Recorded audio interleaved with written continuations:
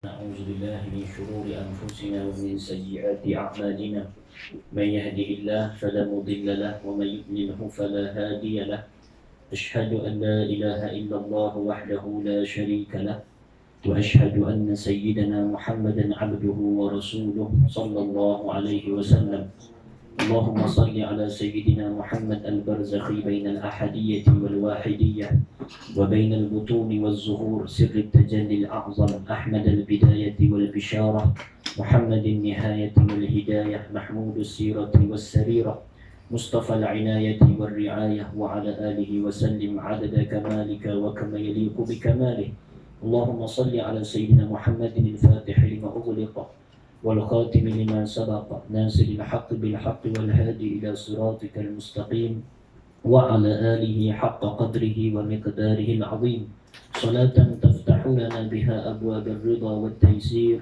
وتغلق بها عنا أبواب الشر والتعسير وتكون لنا وليا ونصيرا أنت ولينا ومولانا فنعم المولى ونعم النصير.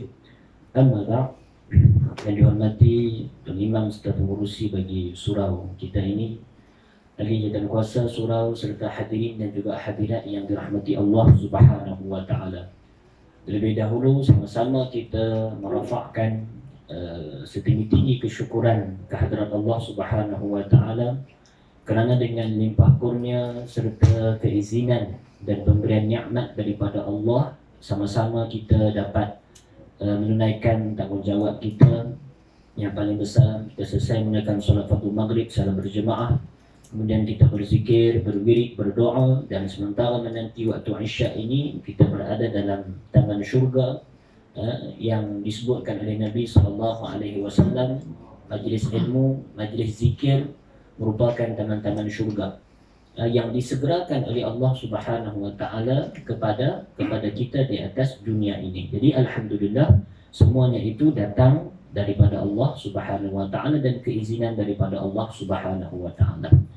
Hadirin dirahmati Allah, tanpa membuang masa kita masih lagi bersama membicarakan dan mendiskusikan kitab Al-Mukhtasar fi Sirati Sayyidil Bashar, iaitu ringkasan perjalanan hidup penghulu segala manusia.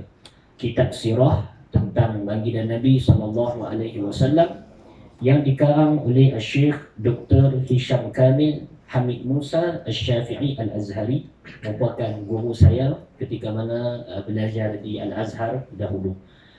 Hadirin dirahmati Allah, apabila membicarakan tentang sirah baginda Rasulullah SAW, apa yang penting daripada pembelajaran sirah kita ini ialah kita tidak mahu sekadar mendengar cerita. Kerana apabila disebutkan cerita ini, terkadangnya masuk telinga kanan, keluar telinga kiri. Kita dengar macam tu sajalah. Yang kita mahu sebenarnya daripada pengajian sirah ini ialah kita dengar, kita faham, kemudian ada sesuatu yang kita boleh bawa balik dan dijadikan sebagai pengajaran daripada majlis sirah ini. Kerana kita membicarakan tentang Rasulullah SAW, yang pastinya Allah Ta'ala sebut dalam Al-Quran, laqad kana lakum fi rasulillahi uswatun hasanah liman kana yarjullaha wal yawmal akhir wa zakarallaha katsira.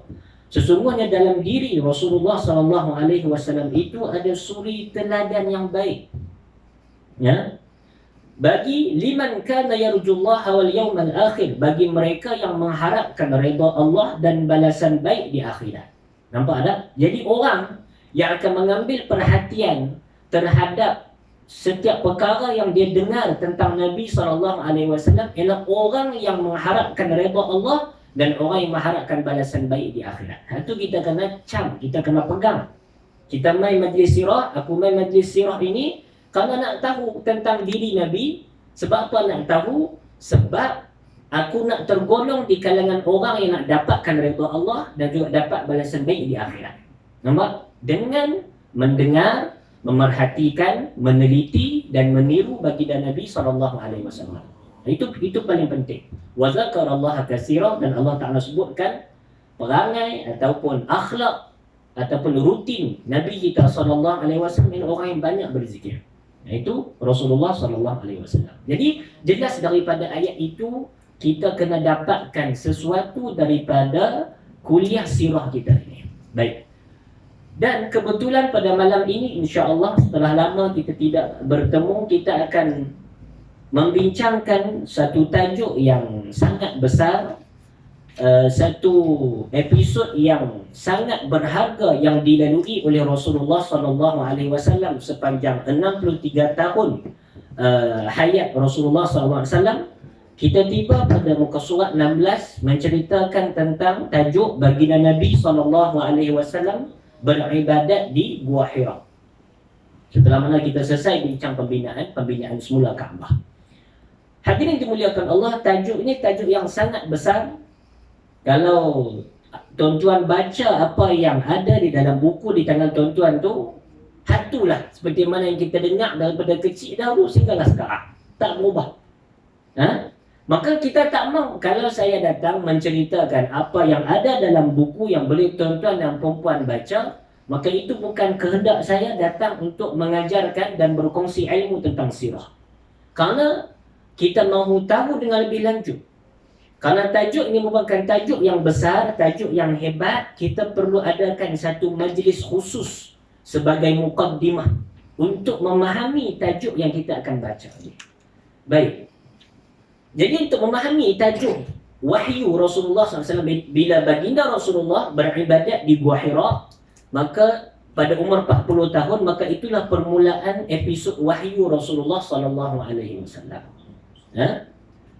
Dan kalau kita baca tajuk ini dan kita masih merasakan Rasulullah ini menjadi Nabi dan Rasul pada umur 40 tahun, kalau kita masih rasa dan masih anggap macam tu, itu bermakna kita masih belum kenal Rasulullah SAW.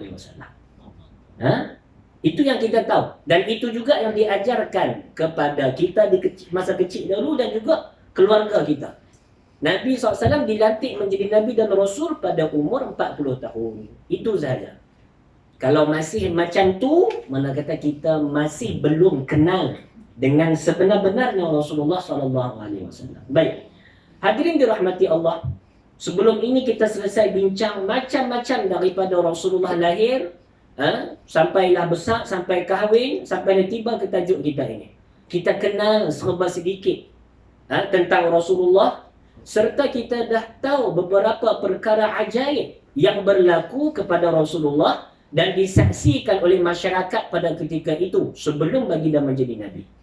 Makna kata Rasulullah ni, kita kena ambil maklum, sudah special sebelum dilantik menjadi Nabi lagi. Macam-macam peristiwa, kita tak nak ulang. Rasulullah SAW bekerja dengan mengembala kambing semasa dalam penjagaan Halimatus Sa'diyah dan juga semasa pulang ke Mekah. Sebelum baginda berniaga, maka baginda telah terbiasa untuk membela kambing. Dan ini adalah sunnah.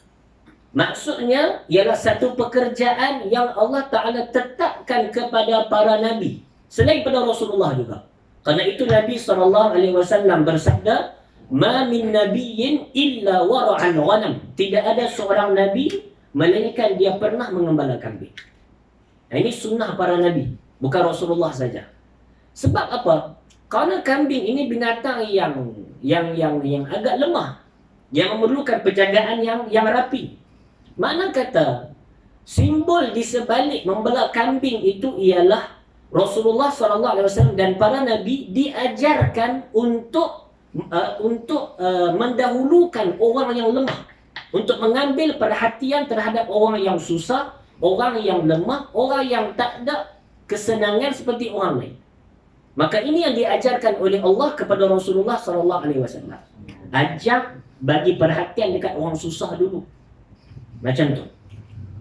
Dan juga Rasulullah ini SAW, baginda daripada keturunan yang mulia, tetapi tak banyak harta sangat. Kerana kita sedia maklum, ayah Rasulullah berkahwin dengan ibu Rasulullah pada umur yang masih muda, dan juga wafat pada umur yang masih muda. Ayah Rasulullah meninggal sekitar umur 20-an macam tu lah. Jadi tak sempat untuk mengumpulkan aset nak diwariskan kepada Rasulullah SAW, melainkan yang diwarisi oleh Rasulullah seorang hamba yang namanya Ummu Aiman. Ummu Aiman, ataupun nama dia Barakah. Nama Ummu Aiman nama sebenar Barakah. Baik, kita nak tengok juga hikmah. Makna kata Rasulullah bila tak ada banyak harta dan dalam perjalanan baginda nak dilantik menjadi Nabi itu, apakah hikmah dia? Hikmah dia ialah supaya Rasulullah ini tidak sibuk menguruskan harta lebih daripada sibuk menguruskan umat. Kerana Nabi, para Nabi diutuskan untuk menguruskan umat, bukan untuk menguruskan harta seperti kita. Kalau para Nabi ada harta yang banyak, kemungkinan urusan umat akan tergadai. Jadi program mereka macam ni dah Tuhan tetap. Mereka Nabi Sulaiman, Allah Ta'ala berikan kerajaan itu Nabi Sulaiman. Tapi kebanyakan Nabi yang lain kesemuanya hidup dalam keadaan fakir ataupun biasa sahaja. Dan Nabi yang paling zuhud ialah Nabi Isa AS. Nabi Isa AS sepanjang hayat baginda tidak ada rumah langsung. Mana-mana, dan baginda Nabi Isa ini menghabiskan waktu dakwahnya dengan bermusafir. Siang jalan, malam sampai kat situ, tidur kat situ lah. Esok siang bangkit jalan semula. Dan Nabi Isa AS juga tak pernah ada kenderaan. Dia dihabiskan waktu dengan berjalan saja. Orang tanya Nabi Isa awak tak ambil kedai ke apa ke? Nabi Isa kata, aku lebih mulia di sisi Allah daripada aku menguruskan seekor kedai. Itu kata Nabi Isa AS. Jadi, apa yang kita cerita tadi itu merupakan secara ringkas tentang hayat hidup Rasulullah sebelum baginda dilantik menjadi Nabi. Baik. Kita nak tengok pula apakah pengetahuan masyarakat tentang perutusan Nabi akhir zaman. Kita nak tengok sama ada perkara ni masyhur ke, popular ke, sudah diketahui ke, ataupun orang tak tahu. Kita nak tengok pula. Maka saya mulakan dengan orang Yahudi. Orang Yahudi, kita pelik bila kita baca sirah bagaimana orang Yahudi boleh ada di Madinah. Kerana ada rahsia dan sejarah dia.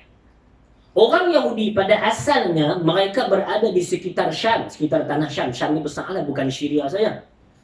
Kemudian berlaku beberapa musibah pada mereka, mereka pergi ke Yaman, pergi ke Habsyah. Tak sampai lagi di Madinah Al-Munawwarah. Baik, ataupun Yasrib. Macam mana mereka boleh pergi dan berhijrah ke Yasrib? Kerana mereka ini, orang Yahudi ni, ahli kitab. Dan disebutkan dalam kitab mereka, Nabi akhir zaman akan diutuskan dan tempat hijrahnya ialah Madinah Al-Munawwarah. Mereka mendapat khabar ini 200 tahun sebelum perutusan baginda Nabi SAW. 200 tahun. Maka ketika itu mereka terus berpindah ke Madinah Al-Munawwarah. Bila berpindah di Madinah, mereka duduk dengan orang Arab di Madinah. Dan biasalah orang Yahudi, bukan Darjah lain, gaduh perang dengan orang pada ketika itu. Maka berperang dengan orang Arab di Madinah. Bila mereka perang, orang Yahudi perang dengan orang Arab ni, bila orang Yahudi nak kalah, mereka akan kata apa? Naqtulukum bin nabiyil khatim. Nanti kami akan perang hampa dengan Nabi akhir zaman.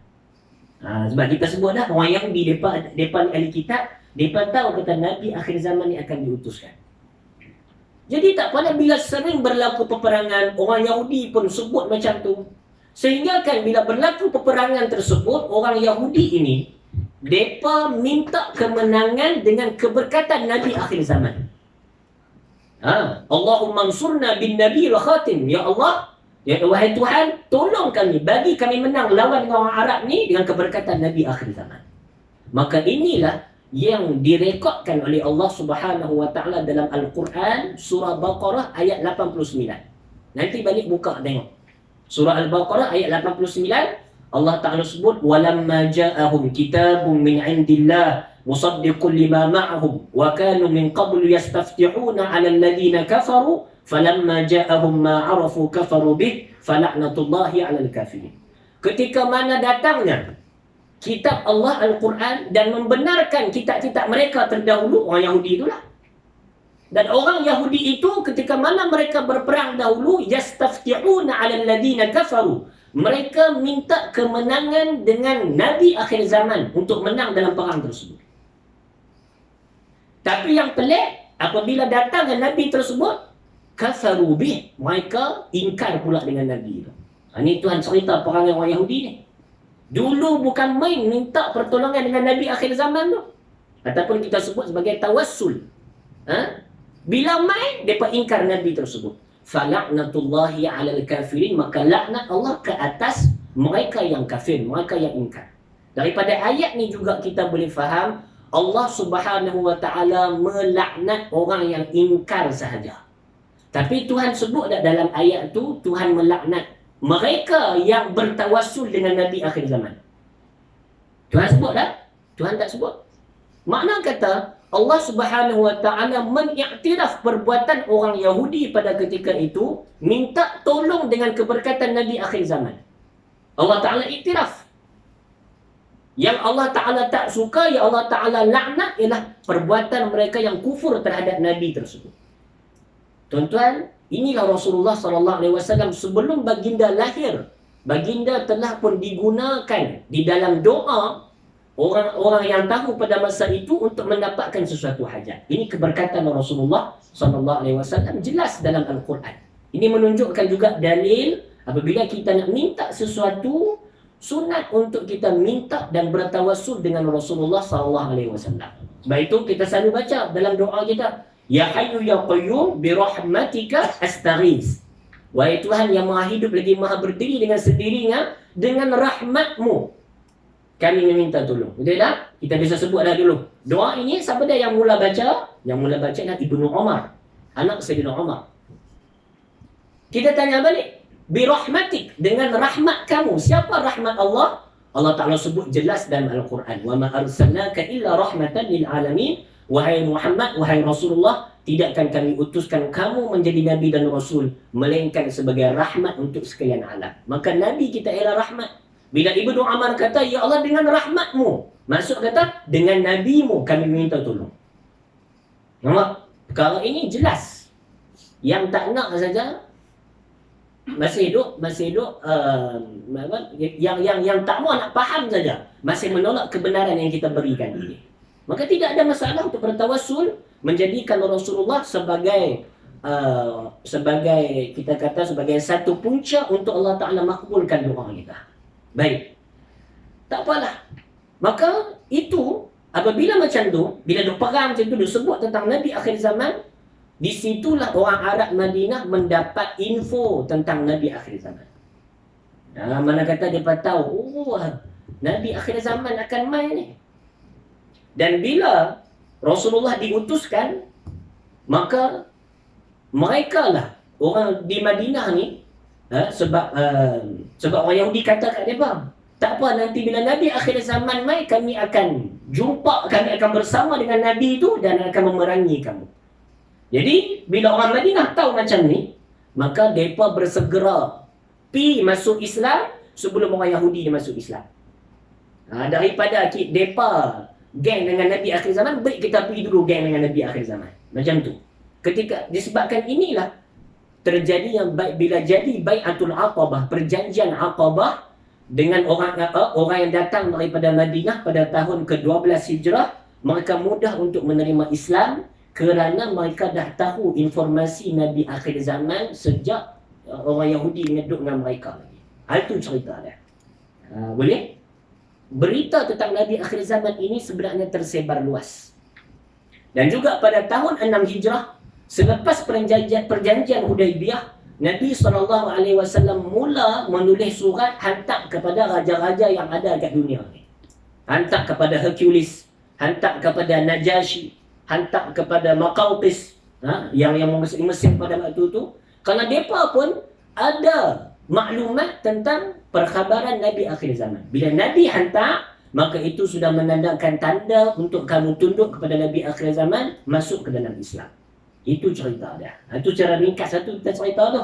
Mana kata kita nak tahu perkhabaran Nabi akhir zaman ini sememangnya sudah diketahui oleh segenap lapisan masyarakat.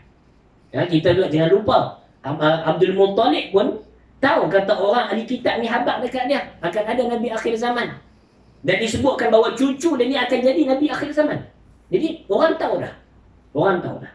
Geng-geng Yahudi tu pun tahu dah. Tapi yang pelik pasal apa? Pasal apa mereka kufur juga? Ha? Sebab hak awal itu saja yang sedar.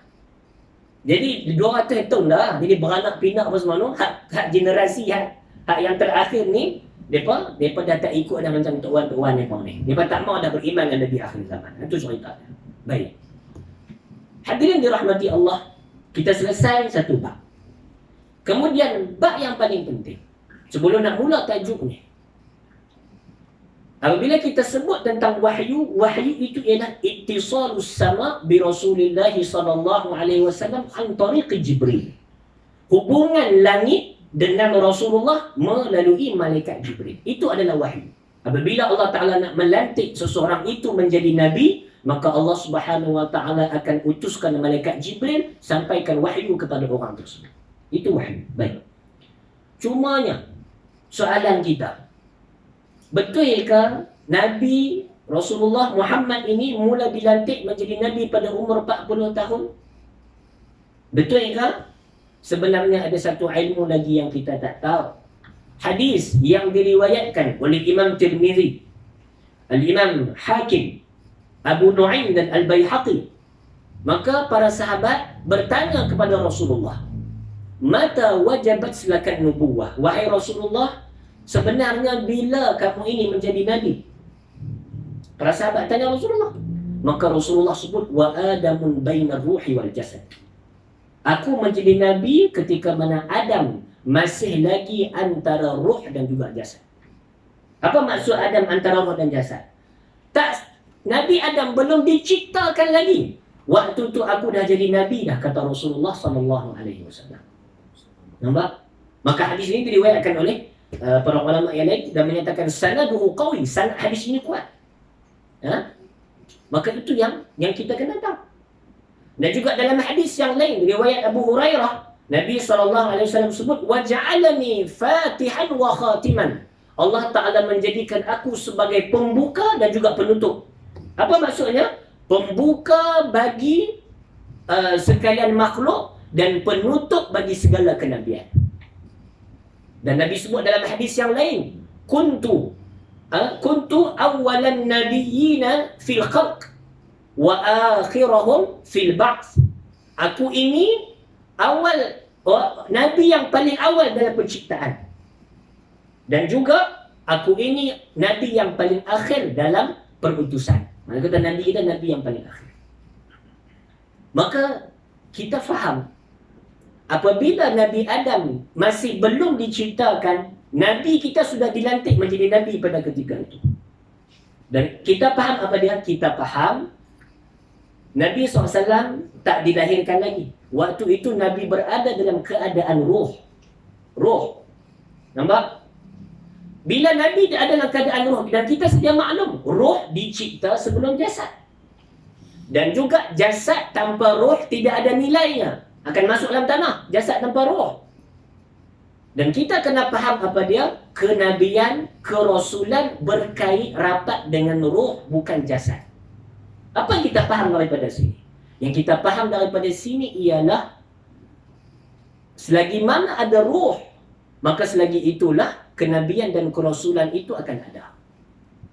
Maka kita faham jugalah Nabi SAW sekarang, ialah ramai orang kata Nabi dah wafat.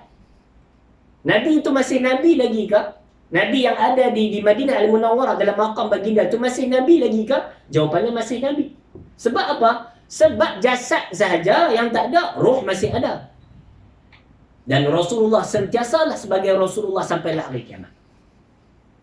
Nampak? Sebab itu bila kita pergi ziarah Rasulullah SAW, memang kita ziarah baginda sebagai seorang Nabi. Seorang Nabi itu masih ada dengan kita. Itu kita kena ambil faham. Kita nak melahirkan rasa ini supaya kita tak jadi macam orang lain yang menganggap Rasulullah sudah mati, sudah wafat, dah habis dah zaman Rasulullah, tak boleh nak buat apa, tak boleh nak buat apa dah dengan Nabi. Salah. Siapa kata macam tu? Orang yang kata macam tu bermakna dia tidak faham tentang Rasulullah SAW. Dan kita umat akhir zaman kena cungkir balik ilmu ini, masukkan ilmu ini dalam setiap masyarakat yang ada sekarang. Ya? Kerana kita akan selamat dengan Nabi saja. Selagi mana ada Nabi dalam diri kita, insya-Allah selamat. Ini yang kita mahu pada pengajian sirah. Baik. Itu hadis. Maka ini disokong kuat oleh firman Allah, "Wa ma arsalnaka illa rahmatan lil alamin." Ayat yang kita selalu dengar. Maksudnya tidaklah kami utuskan kamu wahai Rasulullah sebagai nabi dan rasul melainkan sebagai rahmat untuk sekalian alam. Kita faham apa ayat? Kita faham, kita tahu maknanya sekalian alam dulu, kini, selamanya memerlukan rahmat. Kalau tak ada rahmat tu tak jadi alam. Rahmat tu siapa? Pelantikan Rasulullah sebagai Nabi dan Rasul merupakan rahmat tersebut. Makna kata daripada ayat tu, Allah Ta'ala cipta roh Nabi kita dulu. Kemudian lantik jadi Rasul, itulah rahmat untuk sekalian alam dulu, kini dan selamanya. Itu kefahaman yang benar tentang ayat tersebut. Nampak? Dan juga, apa tanda seorang tu jadi Nabi? Tanda seorang tu jadi Nabi adalah Al-Quran. Mana kata ada kitab yang Allah Ta'ala bagi wahyu dekat dia. Betul? Maka cuba kita tengok. Cuba kita tengok. Tuan-tuan boleh catat surah An-Naml. Ayat 6 dengan surah Asy-Syura ayat 51. Ini kita nak sambil-sambil kita belajar sirah, kita nak mendalami juga Al-Quran. Kerana Al-Quran ini cerita pasal Rasulullah. Hebatnya Al-Quran, selain daripada hukum hakam yang ada dalam Al-Quran, Al-Quran juga cerita tentang Nabi kita SAW secara detail. Apa yang ada dalam Al-Quran tidak ada dalam kitab biasa. Yang kita duk mengaji dengan ustaz-ustaz ni tak ada. Apa yang ada dalam Al-Quran tersebut kena cungkir sikit. Baik, surah An-Naml ayat ke-6. Allah Subhanahu wa taala sebut, "Wa innaka latulaqqal Qur'ana min ladun hakimin alim." Wahai Rasulullah, kamu akan menerima Al-Quran. Kamu, innaka, sesungguhnya kamu akan menerima Al-Quran daripada Allah Subhanahu wa taala. Baik. Makna kata dalam ayat ini, Allah Ta'ala habaq direct, kamu akan terus terima. Nak faham tu? Dalam surah Asy-Syura ayat 51, Allah Ta'ala sebut, saya baca terjemah tu lah, wa ma kana li basyirin, panjang sikit. Tidaklah seseorang manusia itu boleh bercakap, berinteraksi dengan Allah melainkan dengan perantaraan wahyu ataupun di sebalik hijab, ataupun Allah Ta'ala utuskan sesuatu utusan kemudian diwahyukan apa-apa yang Allah Ta'ala mahu. Dalam ayat ini Allah Ta'ala sebut manusia biasa tak boleh berinteraksi dengan Allah melainkan ada perantaraan. Surah Asy-Syura sebut ada perantaraan. Sementara surah An-Naml Allah Ta'ala kata kamu akan terima Al-Quran terus wahai Muhammad, tak ada perantaraan. Baik, saya nak tanya, kita panggil Al-Quran kitab suci. Makna kitab suci ni apa dia? Ayat-ayat dia takkan berlawan dengan ayat yang lain. Jadi kalau ayat ni berlawan, kontradik dengan ayat ni, itu bermakna Quran bukan kitab suci, betul tak? Jadi saya nak tanya macam mana tu? Satu ayat Tuhan sebut Nabi akan terima Al-Quran dengan tanpa ada sebarang perantaraan, terus direct. Satu ayat lagi Allah Ta'ala sebut tak boleh nak berinteraksi dengan Allah melainkan ada perantaraan. Macam mana tu? Ini macam berlawan dua ayat ni. Maka macam mana nak faham solusi dia macam mana? Ayat surah An-Naml, surah An-Naml ayat ke-6 tersebut Allah Ta'ala tuju kepada ruh Rasulullah SAW yang masih belum masuk dalam jasad. Kamu akan menerima Al-Quran terus daripada Allah Subhanahu wa Ta'ala. Kerana itu juga kita pelik, kita kena tanya pasal apa dalam surah Ar-Rahman. Ar-Rahman 'allamal Quran khalaqal insan 'allamahul bayan. Tuhan yang Maha Pengasih. Lepas tu 'allamal Quran, Tuhan ajar Al-Quran. Selepas daripada ajar Al-Quran, baru Tuhan kata dia yang menciptakan insan, manusia. Selepas daripada cipta manusia, baru Allah Ta'ala kata dialah yang mengajarkan bahasa. Al-Bayan tu bahasa. Baik, kita kena tanya, awal Allah Ta'ala tak sebut Tuhan yang Maha Penyayang cipta manusia, lepas tu baru ajar Quran. Awak Tuhan ajak Quran baru cipta manusia. Tuhan ajak Quran kat siapa waktu tu? Manusia tak cipta lagi. Jasad tak ada lagi, Nabi Adam tak ada lagi. Tuhan ajak Quran kat siapa waktu tu? Itulah Tuhan ajak Quran kepada Rasulullah sallallahu alaihi wasallam ketika mana berada di alam roh. Dapat ada Al-Quran. Dan ini akan menyelesaikan peristiwa yang kita nak baca ni.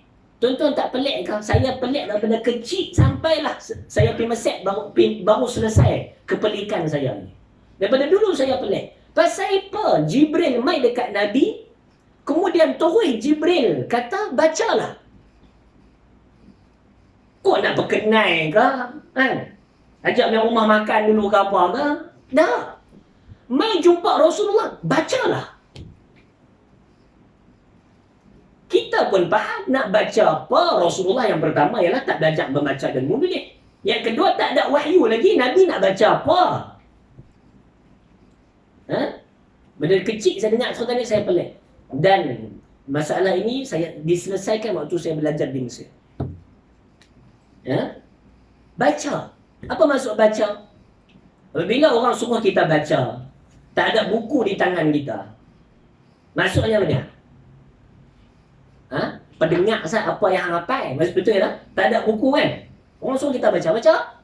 Mana kata apa yang hafal tu, apa yang ada dalam dada hang tu baca. Nah, itu maksud dia. Mana kata Jibril tahu dah di alam roh dulu Allah Ta'ala turun dah Al-Quran dekat Rasulullah.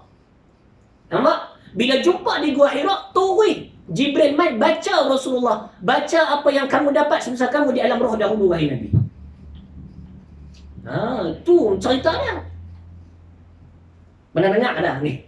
Ini baru saya bila belajar di Mesir dengan guru Syekh Yusri Hafizahullah, dia yang menyelesaikan masalah ini. Nampak? Lepas tu pula, lepas tak boleh baca. Pasal apa? Kok lah Jibril nak ajak? Dah tahu tak boleh baca, ajak lah. Jibril peluk pula. Peluk bukan peluk biasa. Sampai Nabi nak mati. Peluk dia tu kuat sampai Nabi tak boleh bernafas. Pasal apa? Peluk kuat sampai tak boleh nak bernafas.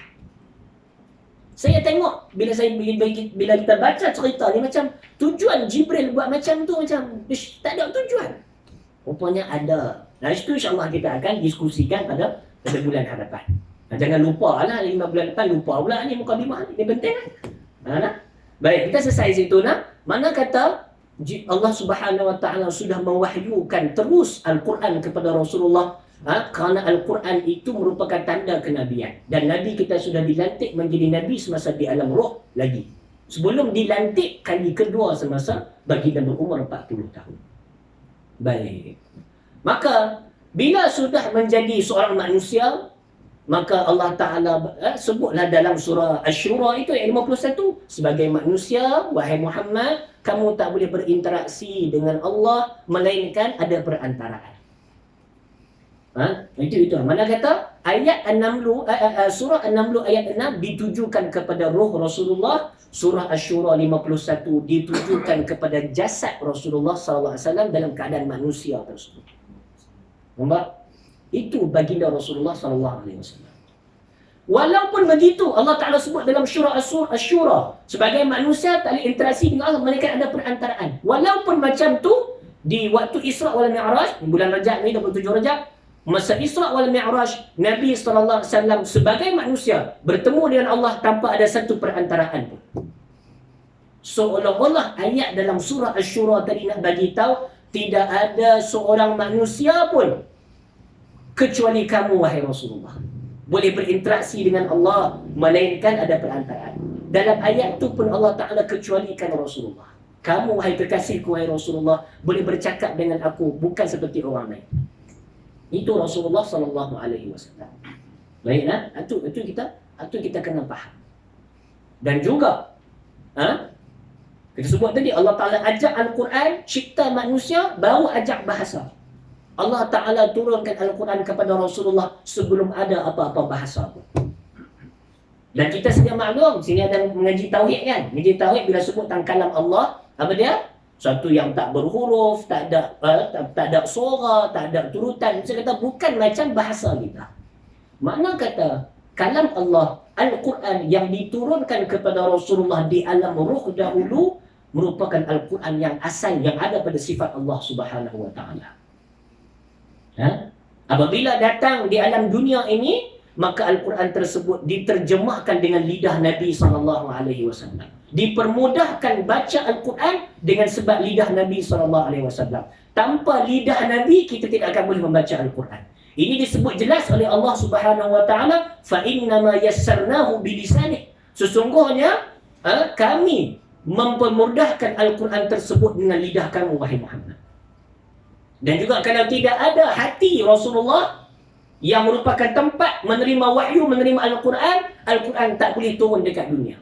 Sebab kalau Al-Quran turun dekat atas bukit Gunung Ganang, kita sedia maklum Allah Ta'ala sebut apa? Seandainya kami turunkan Al-Quran ini ke atas bukit bukau Gunung Ganang, lau anzalna hadzal Qur'ana 'ala jabalin la ra'aitahu khashi'an mutasaddian min khasyatillah. Kalau Quran diturunkan ke atas bukit bukau Gunung Ganang, kamu akan tengok bukit bukau Gunung Ganang ini hancur lebur kerana takut kepada Allah. Mana kata hati Rasulullah itu lebih kuat daripada Gunung Ganang yang kita tengok depan mata kita. Ini dia tentang Rasulullah sallallahu alaihi wasallam yang perlu kita tahu sebelum baginda dilantik menjadi nabi pada umur 40 tahun. Sekali lagi dilantik. Nampak tak? Maka Rasulullah di alam roh, kita faham daripada muqaddimah pada majlis ini, telah pun dilantik menjadi seorang nabi ketika baginda berada di alam roh. Dan baginda adalah ketua kepada para nabi tersebut.